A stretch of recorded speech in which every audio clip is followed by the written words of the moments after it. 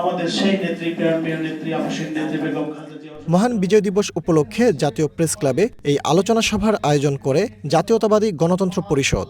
যোগ দেন বিএনপি নেতারা। এ সময় তারা অভিযোগ করেন, একটি বিশেষ মহল দেশে যাতে নির্বাচন না হয় সে পরিবেশ তৈরির চেষ্টা করছে। অতীতের তাদের কর্মকাণ্ডের কারণে তাদেরকেও বিশ্বাস করা যায় না, তারাও সেই স্বৈরাচারে রূপান্তরিত হবে। তা আমি আমার বক্তব্য দীর্ঘায়িত না করে আমি বলবো যে আগামী নির্বাচন দেশের স্বার্থে, গণতন্ত্রের স্বার্থে বিএনপিকে জেতানো ছাড়া কোনো বিকল্প নাই। বাংলাদেশ যে কারণে অর্জিত হয়েছে সেটা গণতন্ত্র এবং স্বাধীনতার জন্য। 54 বছরে বারবার এটি আমরা পেয়েছি এবং হারিয়েছি।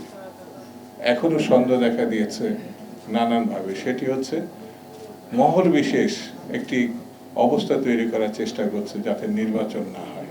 যদি আমরা কোনো কারণে নির্বাচনটা করতে না পারি কোনো কারণে, তাহলে পার্শ্ববর্তী দেশের লাভ হবে, প্রতি স্বৈরাচারের লাভ হবে, কিন্তু বাংলাদেশের জনগণের লাভ হবে না, অভ্যুত্থানকারীদের লাভ হবে না।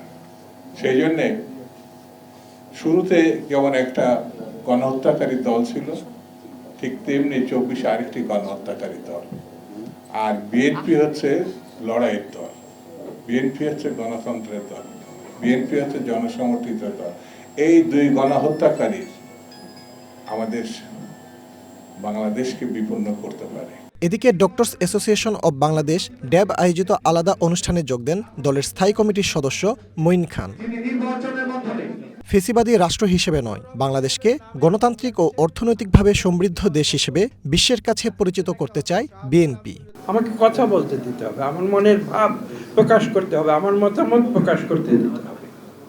এটা আমাদের চরিত্রের ভেতরে একেবারে আসীন হয়ে আছে এবং সেই কারণেই কিন্তু আপনারা লক্ষ্য করেছেন যে যতবারই বাংলাদেশের 54 বছর ইতিহাসে বিভিন্ন ফ্যাসিবাদী বা কায়েমি সরকার এসে মানুষের বাক রুদ্ধ করে দিতে চেয়েছিল, প্রত্যেকবার কিন্তু তারা ব্যর্থ হয়েছে। আমরা ক্ষমতার জন্য নয়, আমরা অর্থবিত্তের জন্য নয়, আমরা এই বাংলাদেশের দরিদ্র মানুষের সেবা করার জন্য আমরা স্বাধীনতা এনেছিলাম।